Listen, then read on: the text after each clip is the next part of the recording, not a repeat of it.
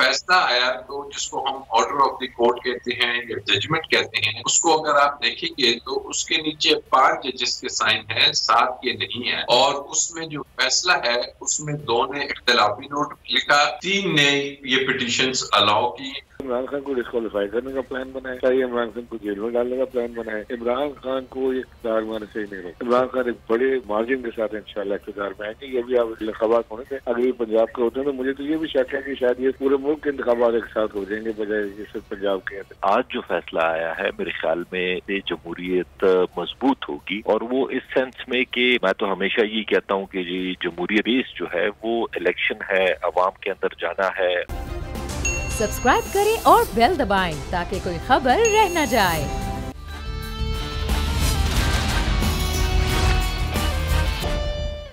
अस्सलामु अलैकुम। The special report with Mudassar Iqbal के साथ हाजिर खिदमत है। नाज़रीन, आज की बड़ी खबर जो है वो है सुप्रीम कोर्ट का फैसला जो खैबर पख्तूनख्वा और पंजाब में इलेक्शन से मुताल्लिक है। बड़ा क्लियर सी ये फैसला ये आया कि पंजाब में सदर और खैबर पख्तूनख्वा में गवर्नर तारीख का ऐलान जो है वो करेंगे इलेक्शन कमीशन के साथ।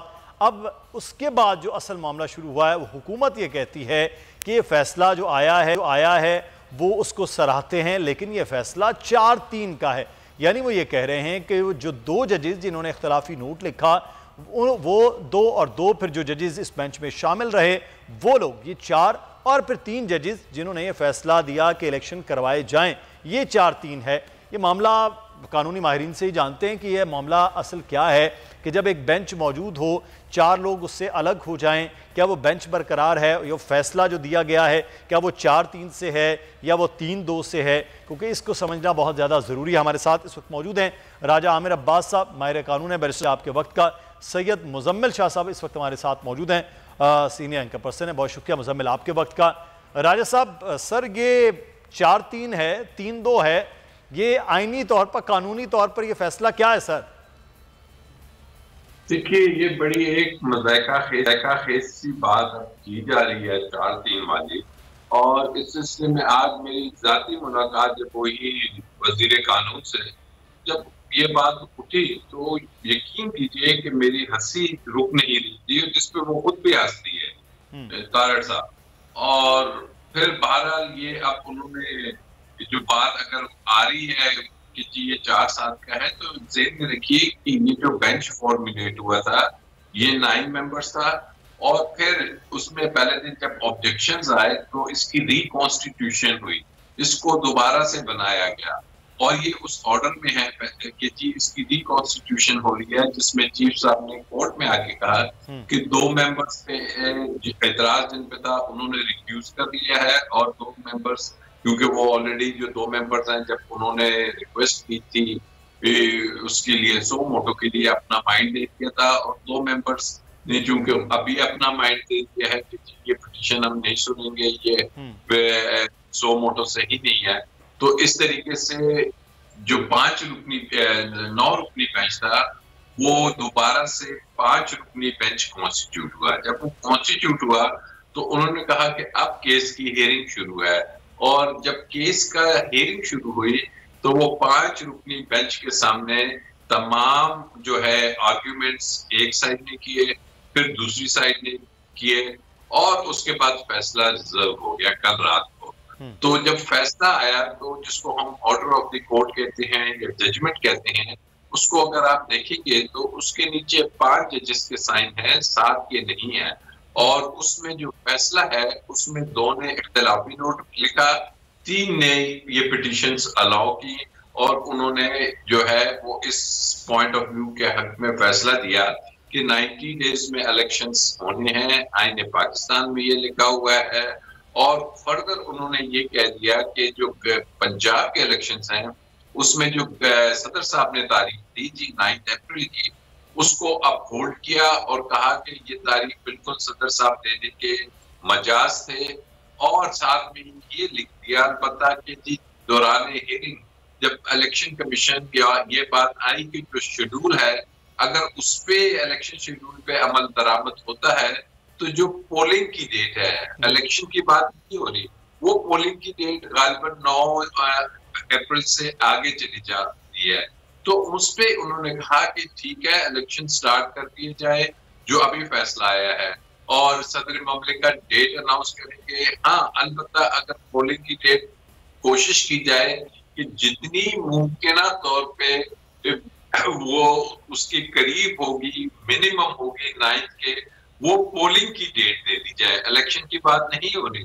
तो अब अगर पोलिंग आगे चली जाती है 2-4 रोज, लेकिन बाकी प्रोसेस आज नहीं तो कल नहीं तो परसों शुरू ही होना है, filing of nomination paper, scrutiny और तमाम ये चीजें, तो ये फैसले में को क्लियरली कोई भी जो कानून की बेसिक्स समझता है वो कभी भी नहीं कह पाएगा कि ये 7 और 3 का फैसला है। ये बेंच, इसको आप अगर फैसले को देखें, जिसके ऊपर बेंच का लिखा हुआ है 1, 2, 3, 4, जस्टिस उमर अतिया बंदयाल, उसके बाद बाकी 4 जजेस के नाम लिखे, यहाँ पे कहीं 7 जजेस के नाम नहीं है। और इसके एंड में अगर आप देखेंगे तो इसके एंड में भी 5 जजेस के साइन है। ये देखिए, अगर आपको पास ये हो तो दिखा दीजिए नाज़रीन कि 5 जजेस के साइन है, इसमें 7 के ही नहीं है। ये 2 ने इख्तिलाफी नोट लिखा, ये नोट अलग है। तो ये एक पॉलिटिकल स्टंट तो हो सकता है, इसमें कोई कानूनी फोर्स नहीं है इस आर्गुमेंट में। ये बड़ा क्लियर आपने कर दिया राय साहब कि ये जो है वो कानूनी तौर पर ये चीज़ है, क्योंकि बार बार ये बात हो रही है कि जनाब ये 3-4 का मामला है और 2 तो वैसे जजेस ने माजरत की थी, तो ये बेंच इस तरह से था। बहरहाल ये कानूनी मामला, लेकिन सियासी तौर पर मैं मुजम्मिल शाह साहब आपसे बात करूंगा। जो लोग नहीं चाह रहे थे या डिले चाह रहे थे, बहुत सी वजूहात उनकी सियासी तौर पर हो सकती हैं। अब आप समझते हैं कि मज़ीद इसको डिले करने के लिए जो हुकूमत है या वो किसी न किसी तरह से चाहेगी कि कोई और कानूनी रास्ता अपनाया जाए कि ये इलेक्शन किसी तरह से दूर किए जाएं या ना करवाए जाएं? क्योंकि आप जब भी बात कुछ देर पहले आपने गुफ्तगू भी सुनी होगी, राना सनाउल्लाह साहब भी फरमा रहे थे कि इसको हम जो है वो रिव्यू के लिए, चैलेंज के लिए भी जा सकते हैं। तो लगता है कि फिर अभी भी कुछ ना कुछ किया जाएगा इस फैसले के बाद। देखें, इसमें तो अगर मैलाफाइडी इंटेंशन इन्वॉल्व हो ना, तो फिर आप किसी भी चीज़ में से लूप होल ढूंढने की तरफ जाते हैं। आजम नज़ीर साहब ने तो पहले ये कहा कि हम तो रिव्यू पिटिशन भी नहीं डालेंगे क्योंकि हमारी इंटरप्रिटेशन ये है। अब फैसले की भी मुख्तलिफ इंटरप्रिटेशन इन्होंने इंट्रोड्यूस करवा दी हैं, पहले तो ऐसा नहीं सुना था कभी, लेकिन अब एक ही फैसले को मुख्तलिफ तरीके से इंटरप्रेट किया जा रहा है अपने सियासी फ़ायदे के लिए। 4-3 का आर्ग्यूमेंट है, आमिर साहब ने कहा, मेरे लिए भी ये हिलेरियस है और मज़ाका खेज़ है कि 4-3 का आप कैसे डिसाइड कर रहे हैं। पहले 9 मेंबर बेंच बना, उसमें से आपने कहा कि 2 जजेस को निकाल दीजिए, ठीक है, और उसके सिलसिले में हमने ये देखा कि 4 जजेस उसमें से माइनस हुए। तो ये तो आप क्रिकेट मैच की तरह ट्रीट कर रहे हैं कि अगर 2 प्लेयर हमारे और होते तो सीरीज हम जीत जाते। इस तरह मैंने नहीं सुना पहले कभी होता हुआ। अगर तो आपने जिन जजेस को रिमूव किया गया बेंच में से उनको भी ऐड करना है, तो फिर वो 2 जजेस भी ऐड कीजिए जिनका नाम मज़ाहिर अली अकबर नकवी साहब, एजाजुल हसन साहब है। तो वो उनको ऐड करने के बाद ये फैसला इस तरह नहीं आना था, फिर 5-4 से आना था, फिर भी आपकी डिफीट थी इसके अंदर। तो पहली बात तो ये है। दूसरी बात ये है कि आपने खुद फुल कोर्ट बनाने की दरख्वास्त को वापस क्यों लिया? अगर आपको रिजर्वेशन थी बेंच की फॉर्मेशन पे, तो आपने केस को फाइट किस तरह से किया है? कामरान मुर्तजा साहब का आर्ग्यूमेंट आप देखिए, इसके अलावा आप जो है मंसूर अवान साहब का आर्ग्यूमेंट देखिए जो नून लीग को रिप्रेजेंट कर रहे हैं। तीसरा आर्ग्यूमेंट फारूक नाइक साहब का है जो कह रहे थे कि कॉन्स्टिट्यूशन तो दरअसल ये कहता है कि 90 रोज में तारीख डिसाइड करनी है। इस पे क्या कहे लगे कोर्ट के अंदर कि ये आप क्या बात कर रहे हैं, इतने बड़े कानूनी माहिर होने के कॉन्स्टिट्यूशन को डिस्टॉर्ट कर रहे हैं। तो तैयारी इतनी पुअर थी गवर्नमेंट की कि इनके तीनों लॉयर मुख्तलिफ बात कर रहे थे, कंसेंसस था ही नहीं। और अब जो फैसला सामने आया उसमें मैं समझता हूँ कि 2 तरीके हो सकते थे। एक तो कोर्ट बड़ा बोल्ड फैसला करती और बताती कि इस तरफ से तारीख आनी है और ये तारीख इस 90 रोज के अंदर आनी चाहिए, लेकिन कोर्ट ने दोबारा से इलेक्शन कमीशन को भी ये डायरेक्शन दी है, मुझे लगता है कि वो दोबारा से ये फैसला करने के लिए अपना रोल प्ले करें। तो उसमें मैं समझता हूँ कि जिसका फायदा ये हुकूमत उठाएगी वो एक एम्बिगुइटी है। एम्बिगुइटी ये है कि इस फैसले में मैंने पढ़ा है, लिखा ये हुआ है कि बेरस पॉसिबल एडवांस किया जाए जो डेडलाइन है उससे, यानी कि तजावुज अगर कम से कम मुमकिन है 90 रोज से वो किया जाए। अब कम से कम डिफाइंड तो नहीं है, तो गवर्नमेंट उसी का फायदा लेगी। और दूसरा आर्ग्यूमेंट जो ये करना चाह रहे हैं वो ये करना चाह रहे हैं कि आया अब इंतखाबात नई मरदमशुमारी से होंगे या फिर पुरानी मरदमशुमारी से होंगे। तो ये इन मामलात में टेक्निकल बुनियादों में उलझा कर फैसला करेंगे। आजम नज़ीर साहब ये बात भी कर रहे हैं कि केस लाहौर हाई कोर्ट में है, हम तो उसके फैसले का इंतजार कर रहे हैं। थोड़ा बहुत लॉ मैंने भी पढ़ा है, ये जानता हूँ, एक आम सी अंडरस्टैंडिंग है कि हायर कोर्ट का जो फैसला होता है वो प्रेसिडेंस होता है। लाहौर हाई कोर्ट अगर जो उसमें जो लॉ एक्सपाउंड करने वाली जो कोर्ट है वो सुप्रीम कोर्ट ही रहेगी, और वो कोई भी आदमी इसको जो है ना वो समझ सकता है। तो मुझे लगता है कि गवर्नमेंट की मैलाफाइडी इंटेंशन है। पाकिस्तान में मार्शल लॉज की जो तारीख है उसमें हमेशा इस जवाब को इस्तेमाल किया गया कि इंतखाबात मुआशी तंगदस्ती के बायस नहीं हो सकते या दहशतगर्दी के बायस नहीं हो सकते। आप अयूब खान साहब को देख लीजिए, ज़ियाउल हक साहब को देख लीजिए, मुशर्रफ साहब को, और चौथी बार पाकिस्तान में इस आर्गुमेंट को पीडीएम की हुकूमत रिपीट करने आई है। ये अफसोस तो मैं समझता हूँ कि अगर जमहूरी हुकूमत के नाम पर ये हो रहा है कि अगर वो ये बात, ये अफसोस इस बात का कि पाकिस्तान एक, हम तो जमहूरियत के रास्ते की बात कर रहे हैं, जमहूरियत की बात करना चाह रहे हैं कि ये जमहूरियत का मामला हो, और खुशी भी ये थी कि कम से कम जमहूरी हुकूमतें मिलकर ये बात भी कर लें, फैसला भी कर लें। लेकिन अगर वो ये सोच रही हैं, लेकिन मुजम्मिल आपने एक दो पॉइंट जो बात की वो बड़े अहम है, उसका कितने असरात हो सकते हैं तकनीकी बुनियादों पर, क्योंकि आइन तो सुपीरियर है किसी भी लॉ से, किसी भी एक्ट से। राजा साहब, तो जब आइन सुपीरियर, आइन कह रहे हैं 90 दिन, वहाँ नहीं लिखा कि आप डिलिमिटेशन कर रहे हैं नहीं, आप मरदमशुमारी कर रहे हैं नहीं, ये सारी चीज़ें जो हैं वो कर रहे नहीं। अच्छा, इमरान इस्माइल साहब हमारे साथ इस वक्त मौजूद है, मैं साहब आपसे राय लेता हूँ। इमरान इस्माइल साहब, बहुत शुक्रिया आपके वक्त का। एक तो फैसला जो आज आया इससे मुताल्लिक अब बताइएगा, हुकूमत की अभी भी आप बता रहे हैं कि हुकूमत इस फैसले को तस्लीम करते हुए इलेक्शन करवाएगी, सर समझते हैं आप?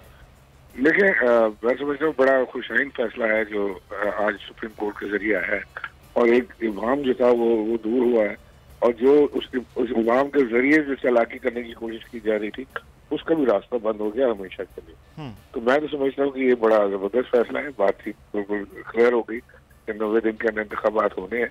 अब हुकूमत के पास और कोई चारा नहीं है कि वो इंतखाबात में आए। इंतखाबात से भाग के कहाँ तक भागेंगे, ये हम इनका पीछा करेंगे। बिल्कुल। अच्छा, एक चीज़ में इमरान इस्माइल साहब आपसे जानना चाहूँगा, राना सनाउल्लाह साहब ने कुछ देर एक पहले प्रेस कॉन्फ्रेंस की, उन्होंने इमरान खान साहब के हवाले से उन्होंने कहा, एक तो कल जिस तरह आप अदालतों में गए हैं, अदालत का भी दरवाज़ा जो है वो मेन गेट वो भी तोड़ा गया, असलहे के साथ लोग गए, उन्होंने कहा जी कि अब गिरफ्तारियाँ भी हुई हैं, मुकदमात भी होंगे, और खान साहब के भी हवाले से वो कहा जाए कि उनको भी गिरफ्तार किया जाएगा, उनके भी वारंट होंगे। तो खान साहब की गिरफ्तारी के लिए वफाकी हुकूमत भरपूर तैयारी कर रही है। सर कोई फर्क नहीं पड़ता, राना सल्लल्लाहु के खुद दिन गिनती के रह गए।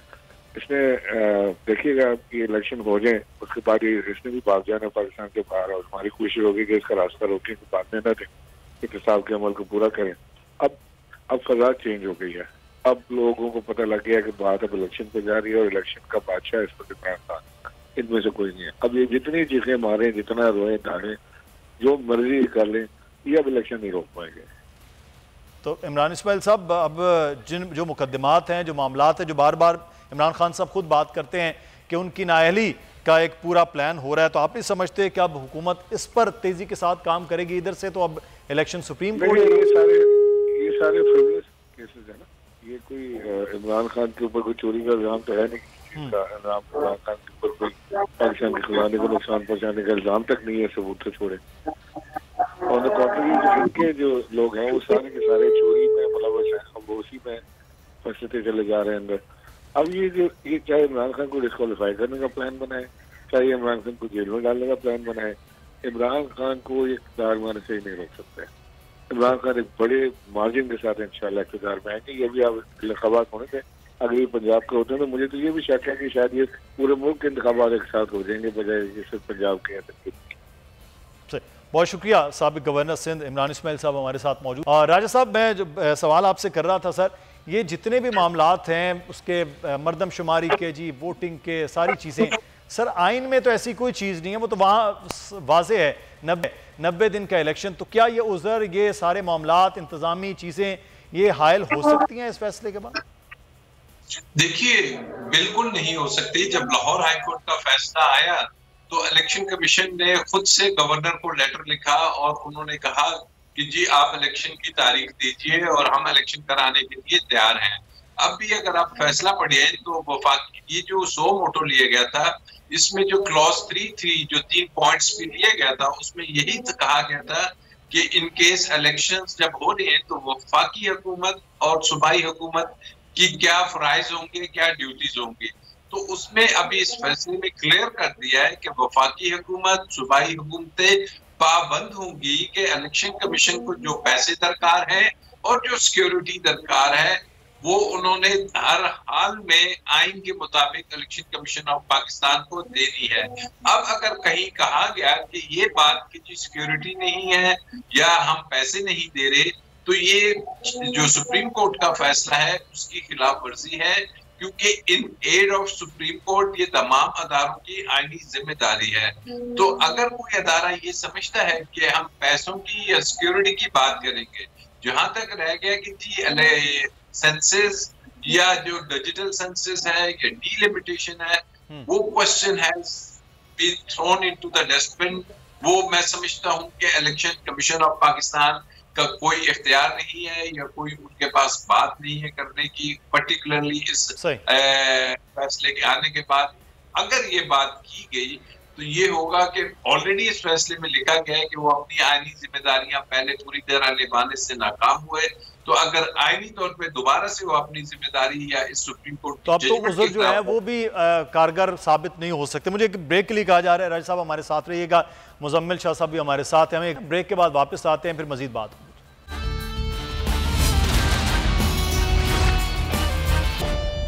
ब्रेक के बाद आपको खुश आमदीद कहते हैं। राजा आमिर अब्बास साहब हमारे साथ मौजूद हैं, सैयद मुजम्मिल शाह साहब भी हमारे साथ हैं। मुजम्मिल, एक चीज़ यहाँ पर है कि अब इलेक्शन, क्योंकि सुप्रीम कोर्ट के ऑर्डर आ गए हैं, इलेक्शन कमीशन, सदर और गवर्नर की तारीखों के हवाले से मामलात होते हैं, लेकिन ऐसी सिचुएशन में जहाँ पर पिछले दिनों में इमरान खान साहब की पॉपुलैरिटी वो ठीक गलत के बहस से अलग होकर इमरान खान साहब की पॉपुलैरिटी की बिना पर वो लाहौर जैसे शहर में भी इलेक्शन जीते, पंजाब के 20 इलेक्शन भी पिछले साल जुलाई में वो जीते अक्सरियत में।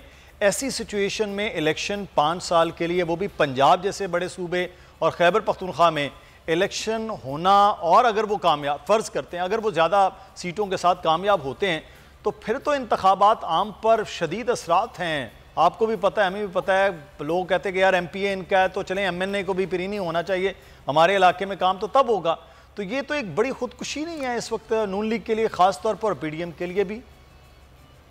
बिल्कुल है, और इसीलिए हम देख रहे हैं कि उनकी बिल्कुल इंटेंशन नहीं है इंतखाबात करवाना। इवन मरियम साहिबा तो ये भी कह चुकी हैं कि इनको सियासी निज़ाम से ही आउट करना पड़ेगा इमरान खान साहब को, फिर ही इस मुल्क को बचा सकते हैं। तो उनका तो बयानिया बड़ा क्लियर है, और जिस तरह से नैरेटिव की कमी है PMLN के पास, उसने बहुत नुकसान पहुंचाया है। वोट को इज्जत दो की जो इनकी तहरीक थी, उससे उनकी पॉपुलैरिटी बढ़ रही थी। इमरान खान साहब की गवर्नमेंट के अंडर इंतखाबात हुए थे, जो ज़िमनी इंतखाबात थे, उसमें नून लीग जीत रही थी, लेकिन जैसी शरीफ साहब ने ये सिस्टम को गले लगा लिया और इमरान खान साहब की हुकूमत की जो सारी मैं समझता हूँ मैल परफॉर्मेंसेस थी उसको अपने सर पे ले लिया। इसहाक डार साहब के आने के बाद उन्होंने IMF के प्रोग्राम को भी डिले किया, तो उससे इतना नुकसान हुआ है कि पॉलिटिकल कैपिटल इतना लूज हो चुका है कि अवाम बिल्कुल भी इनको एंडोर्स करने के लिए तैयार नहीं है। नवाज शरीफ साहब वैसे सीन से गायब हैं, और पार्टी के अंदर भी डिवाइड नजर आ रही है, क्योंकि मरियम साहिबा ये कह चुकी हैं कि हमारी हुकूमत ही नहीं है, नवाज शरीफ साहब आएंगे तब का आगाज होगा। तो साफ नजर आ रहा है कि पार्टी के अंदर भी डिवाइड। दो चीजें यहीं पे मैं कता कलामी की माफी, नवाज शरीफ साहब फिर वापस आने का इलेक्शन से पहले फिर माहौल बनेगा कि वो कह रहे हैं कि वो नवाज शरीफ वापस आएंगे, और इमरान खान साहब को नाअहली की जानिब ही ले जाया जाएगा ताकि सिस्टम से कम अज कम इलेक्शन के सिस्टम से तो आउट किया जाए। होगा बिल्कुल जी।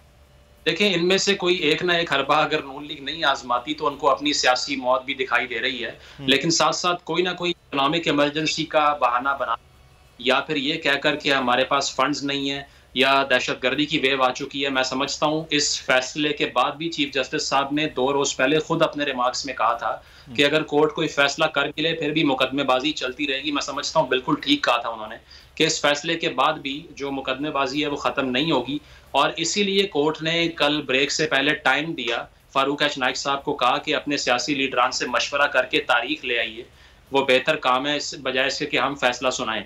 तो उन्होंने कहा जी सियासी पार्टीज़ का ये मैंडेट नहीं है कि वो डेट को अनाउंस करें, तो वहाँ पर एक अपॉर्चुनिटी दी गई, लेकिन फारूक एच नाइक साहब ने जो अपना माइंड वाजे किया उससे साबित हो गया कि इलेक्शन की तरफ जाने का या कोई फैसला करने का हुकूमत की इंटेंशन है ही नहीं, और अब भी मैं समझता हूँ नहीं है, क्योंकि ये देखते ही हैं कि इस टाइम्स के ऊपर अगर कोई इलेक्शन कंडक्ट होता है तो हमारा पॉलिटिकल कैपिटल जो है वो बहुत सफ़र कर चुका है, हमारे पास बयानियां भी नहीं है। इमरान खान साहब ने जो वोट को इज्जत दो के बाद से जब उनको आउस्ट किया गया और अपना बयानिया बनाया उन्होंने, चाहे वो अमेरिकी साजिश का हो, उसमें कोई बेसिस नहीं थी, लेकिन अवाम ने उसको एक्सेप्ट कर लिया। सोशल मीडिया पे वो डोमिनेट करते हैं, इसके अलावा हर नैरेटिव उनका सेल हो जाता है, मेन स्ट्रीम मीडिया पे भी उनका गलबा है।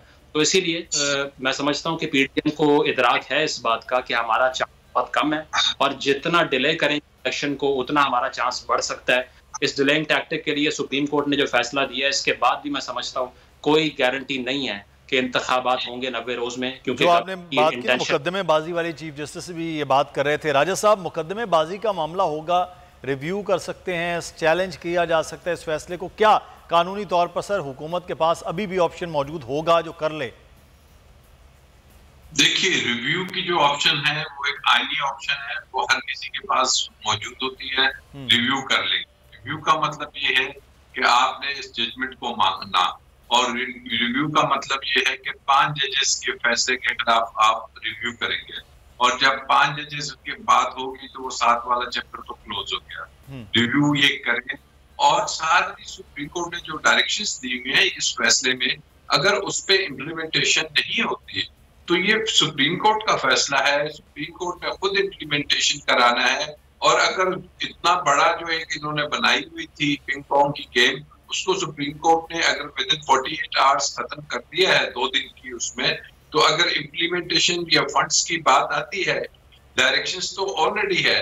ये ज़हन में रखिए कि अगर इसकी जो है इम्प्लीमेंटेशन की वायलेशन होती है तो violation of Supreme Court judgement तस्वर की जाएगी, और उस वायलेशन में फिर इलेक्शन कमीशन ऑफ पाकिस्तान के लिए बहुत से खतरात हैं, कि जिसमें इलेक्शन कमीशन ऑफ पाकिस्तान को ये देखना होगा कि जी क्या वो तैयार है कि या तो उनके सारे मेंबरान रिजाइन देते हैं, छोड़ देते हैं, या फिर खुदा न खास्ता मुल्क में इस किस्म की कोई बॉम्ब ब्लास्ट और जैसे हुआ कि जी कोई इस किस्म के हालात हो जाए कि जी बिल्कुल वो ना हो, तो उसमें भी फिर ये देखना होगा। अगर केपी में ये हो रहा है सिलसिला, तो क्या पंजाब के इलेक्शन उसकी वजह से रुक सकते हैं? मुमकिन तौर पर जरूरी नहीं कि केपी और पंजाब एक ही दिन में हो। अगर कोई लॉ एंड ऑर्डर की सिचुएशन केपी में नजर आई तो पंजाब में तो इलेक्शन हो सकते हैं। तो असल इशू तो पंजाब का है। अब पंजाब में खुदा न खास्ता ऐसे सिक्योरिटी के कम से कम कोई हालात नहीं है कि जिसमें ये कहा जाए कि इलेक्शन नहीं हो सकते।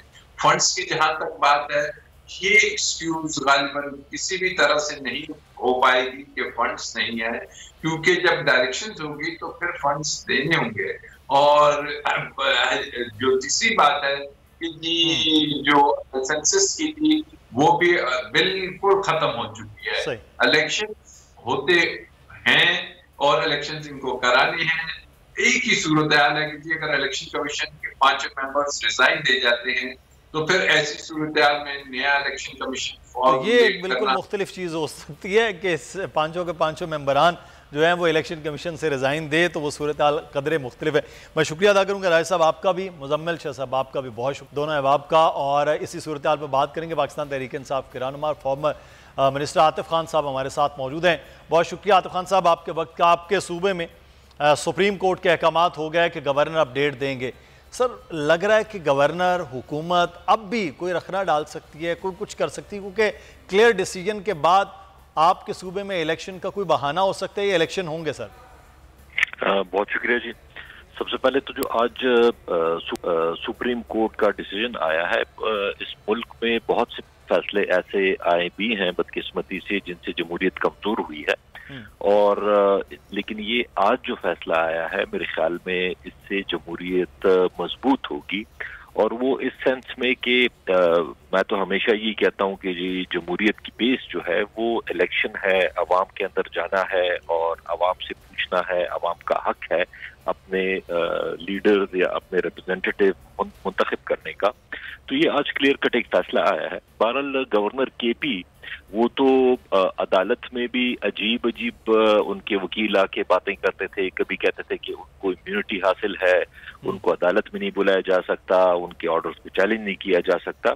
लेकिन आज तो सुप्रीम कोर्ट का क्लियर कट डिसीजन आया है। बात आपकी इस सेंस में ठीक है कि वो आखिरी वक्त तक कोशिश करेंगे इलेक्शन से भागने की, क्योंकि उन्हें क्लियर नजर आ रहा है कि इस वक्त जो सिचुएशन है, अगर अभी इस वक्त इलेक्शन होते हैं तो इंशाल्लाह जरूर इस पे तहरीक इंसाफ जीतेगी। और आज तो अदालत में यहाँ तक कहा गया है कि जी इन्होंने आईन की कॉन्स्टिट्यूशन को वॉयलेट किया है, डेट ना दे के इन्होंने कॉन्स्टिट्यूशन को वॉयलेट किया है। तो इस पे भी देखना पड़ेगा कि उनके ऊपर आर्टिकल 6 लगेगा या नहीं लगेगा। लेकिन बहरहाल इसके बाद तो अगर वो मजीद डिले करते हैं तो कॉन्स्टिट्यूशन की वॉयलेशन तो उन्होंने ऑलरेडी कर दी है। इसके नहीं सर, वो गुलाम अली साहब ये भी तो कह रहे हैं ना कि KPK के हालात की दहशतगर्दी की हालिया लहर भी हुई मुख्तलिफ अजला के अंदर, तो उस वजह से उन्होंने कहा कि मैंने ये कहा कि डिले इसको थोड़ा वो कर दिया जाए। तो सर आपके सूबे के हालात को भी उन्होंने कहा कि मद्देनजर रखें। देखें हालात पे मैं बाद में आता हूँ, लेकिन पहले तो कॉन्स्टिट्यूशन में जो लिखा होता है वो ज्यादा अहमियत उसकी है या कोई एक इंडिविजुअल की कोई राय इम्पोर्टेंट है। उसमें जो कॉन्स्टिट्यूशन में लिखा हुआ है उसमें कोई ये नहीं लिखा हुआ कि जी आप अपने मशवरे दें, आप अपनी राय दें। इन्होंने सिर्फ डेट देनी है। तो अगर आपने देनी डेट है और आप बात कर रहे हैं कि जी हालात इस तरह के हैं, कभी कहते हैं फाइनेंशियल प्रॉब्लम है, कभी कहते हैं लॉ एंड ऑर्डर के मामले हैं, तो ये लॉ एंड ऑर्डर के मामले भी अगर ये जब इलेक्शन होगा, पहले भी जब इलेक्शन हुए थे 13 में, उसके बाद अल्हम्दुलिल्लाह हालात काफी बेहतर हो गए थे। फिर उसके बाद भी अगर आप स्टेटिस्टिक देख लें 2013 से तो इसमें बहुत बुरी हालत थी लॉ एंड ऑर्डर की, उसके बावजूद भी इलेक्शन हुए हैं।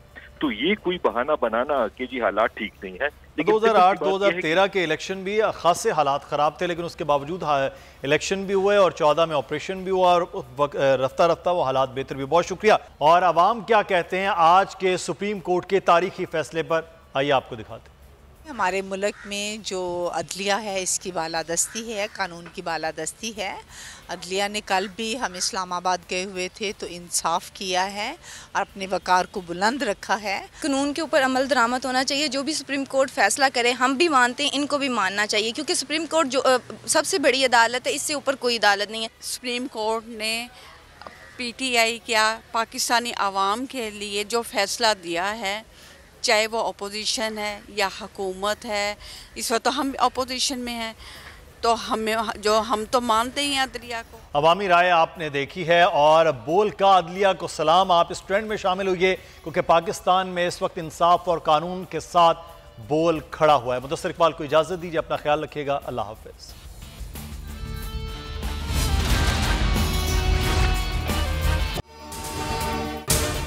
अगर आपको ये वीडियो पसंद आई है तो सब्सक्राइब कीजिए और बेल आइकॉन को प्रेस कीजिए। इम्पोर्टेड हुकूमत और उनकी हवारियों की अदलिया के खिलाफ हर्जा सराई, मरियम नवाज की अदलिया और फाजिल जज साहिबान पर शदीद तनकीद। इस घिनौनी साजिश को बेनकाब करने पर बोल को एक दफा फिर नशरियात की बंदिश का सामना करना पड़ रहा है। बोल अदलिया की इज्जत के लिए खड़ा है और खड़ा रहेगा।